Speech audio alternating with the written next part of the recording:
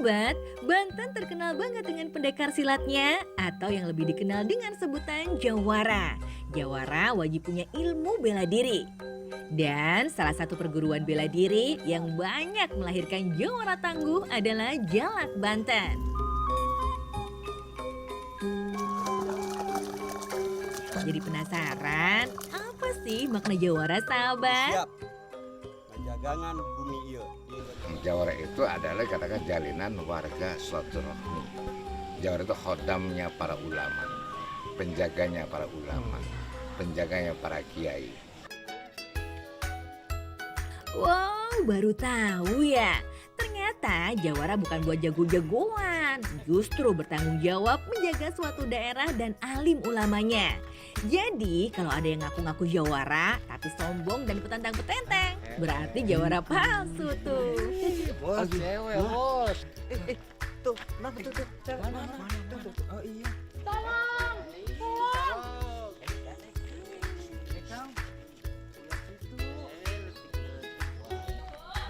Wanita Ayo. kurang ajar man.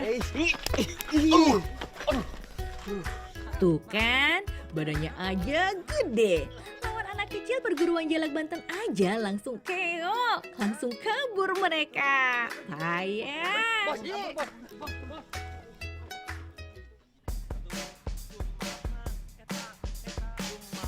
Sahabat, banyak senjata yang menjadi andalan para jawara atau pendekar. Tapi khusus di Banten, goloklah yang identik dengan sosok jawara. Gagah deh pokoknya. Nah, golok jawara juga bukan golok sembarangan. Pastinya terbuat dari bahan pilihan. Daerah yang termasyur dengan kualitas goloknya di Banten, kira-kira di mana hayo? Yap, Ciomas. Kalau rumahnya Abah Umin teh di sebelah mana teh? Sebelah samping. Sebelah samping ya. Sebentar teh, saya cari dulu ya. Iya. Belum ketemu juga nih alamatnya. Kayak lagu aja deh. Tanya lagi ah, daripada susah di jalan, mending susah di mall. Assalamualaikum. Aduh, maaf nih Kang, ganggu Kang. Ini Kang, katanya kalau misalkan komunitas pencinta golok Ciomasnya ada di sekitar sini. Apa sih Kang namanya? Lupa saya. Siloka namanya. Siloka, artinya apa Kang? Dari silaturahmi golok Mhm. pusaka. Silaturahmi golok pusaka. Nah, saya mah bilangnya Siloka aja ya Kang. Iya. Karena jujur saya bingung gitu. Tetapi golok cemas itu bahan intinya harus diambil dulu. Oh gitu Kang? Iya, harus diambil kalau nggak sembarangan. kalau tidak ada nggak sembarangan. Bener kan? Buat golok Ciomas nggak bisa sembarangan. Waktu pembuatan mesti di bulan Maulid. Bahannya pun mesti dicari di daerah tertentu sahabat. Maklumlah, namanya aja golok pusaka. Nggak boleh main-main. Pembuat goloknya pun orang tertentu saja. Salah satunya bernama Abah Umin. Abah Umin bertugas sebagai kunci untuk membuat golok. Dikatakan kunci karena Abah Umin lah yang diberi petunjuk untuk melakukan ritual dalam proses pembuatan golok Ciomas sahabat. Bikin penasaran aja ya, apa bedanya sih golok Ciomas dengan golok lain? Setiap golok itu pasti bedog, tapi tidak setiap bedog itu golok. Kalau namanya golok itu amah kalau bahasa Arabnya mah ya, perlu untuk sehari-hari, ya kelapa, kayu dan sebagainya. Kalau namanya golok mah itu mah pusaka yang ada kaitannya ke sejarah Banten. Nah, kita ikutan cari bahan untuk membuat goloknya ya. Disebut besi inti, yang katanya sih cuma bisa didapat di daerah Pondok Kahuru, Kecamatan Ciomas, Serang, Banten. Orang biasa sih pasti kesulitan menemukan besi inti yang tertimbun di dalam tanah. Tapi buat Abah Umin gak susah. Ia memiliki kemampuan melihat dengan mata batin. Biasanya tak memakan waktu lama. Ia sudah menemukan besi inti untuk membuat golok. Aneh ya? Bukan, dapat juga besi pertama.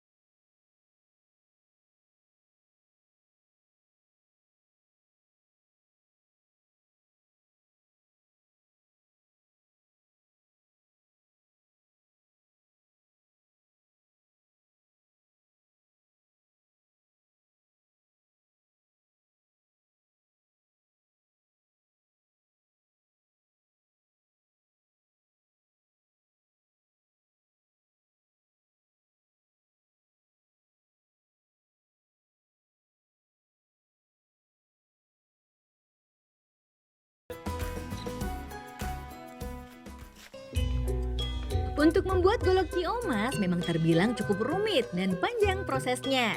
Penempaannya pun nggak boleh sembarang orang. Gak heran kan kalau hasil goloknya pun luar biasa. Sampai-sampai disebut golok pusakanya Banten. Nah, inti besi hasil pencarian Abah Umin langsung diserahkan Abah Sidik untuk ditempa. Caranya masih tradisional sahabat. Abah Sidik dibantu beberapa orang.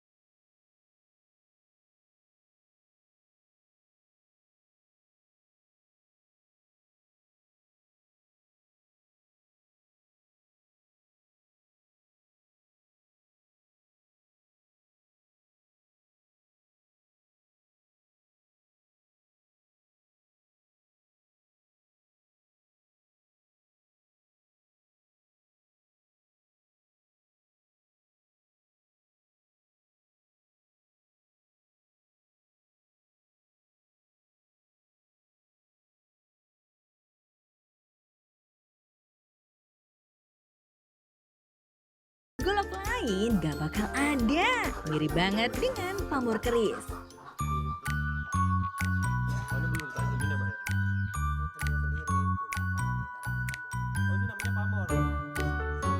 Besi yang sudah ditempa berjam-jam akhirnya membentuk golok.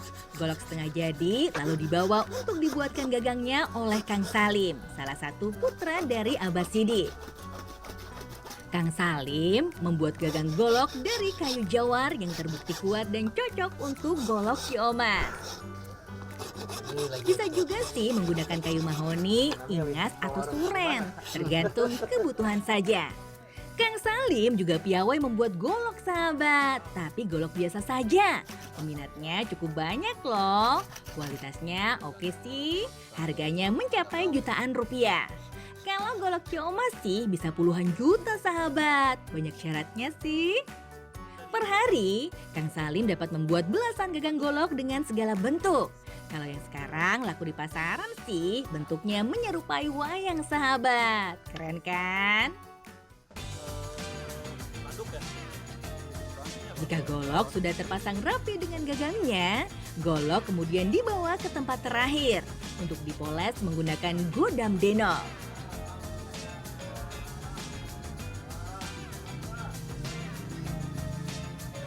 Godam denok atau palu pusaka adalah salah satu alat tempa besi yang sudah berumur ratusan tahun. Konon dahulu, godam denok khusus dipakai untuk membuat pusaka kerajaan Banten loh. Makanya, godam denok nggak bisa sembarangan dikeluarkan. Mesti sama orang yang berhak. Sebelum mengeluarkan godam denok, Abah Umin yang bertugas sebagai juru kunci akan berdoa terlebih dahulu. Barulah dikeluarkan godam denoknya.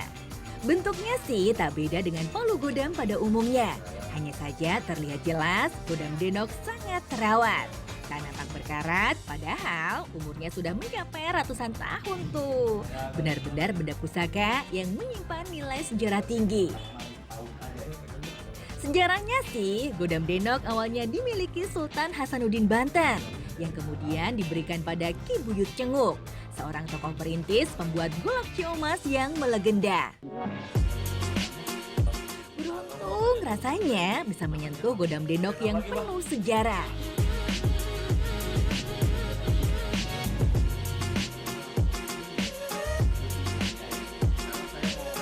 Godam denok kemudian digesekkan pada goloknya. Proses ini wajib dilakukan pada setiap golok ciomas yang akan dibuat. Barulah syah disebut golok ciomas sahabat. Oh iya, tidak sembarangan orang dapat memiliki golok ciomas ya. Hanya orang yang berniat baik saja yang bisa memilikinya. Gak boleh disalahgunakan, berbahaya.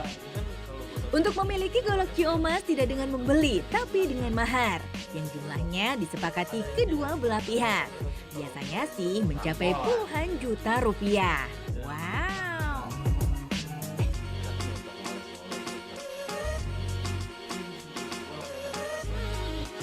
Sahabat, Tak jauh dari rumah Abah Umin, kita bisa melihat golok yang ukurannya tak biasa, golok raksasa. Bahkan bisa dianggap sebagai golok terbesar di dunia. Golok ini merupakan golok terbesar di dunia. Jadi panjangnya kira-kira berapa meter, Bang? Panjangnya golok ini sekitar 7 meter dan besi yang digunakan itu 2 ton. Golok dibuat pada tahun 2005 oleh Abah Umin beserta kawan-kawan. Tujuan pembuatannya sih sebagai penanda lokasi pembuatan golok yang istimewa yaitu Ciomas. Rencananya sih akan dibuat sepasang golok raksasa. Sayang, baru golok Nyai Gede yang berhasil dibuat. Sedangkan untuk pasangannya Kiai Gede, urung dibuat karena keterbatasan biaya.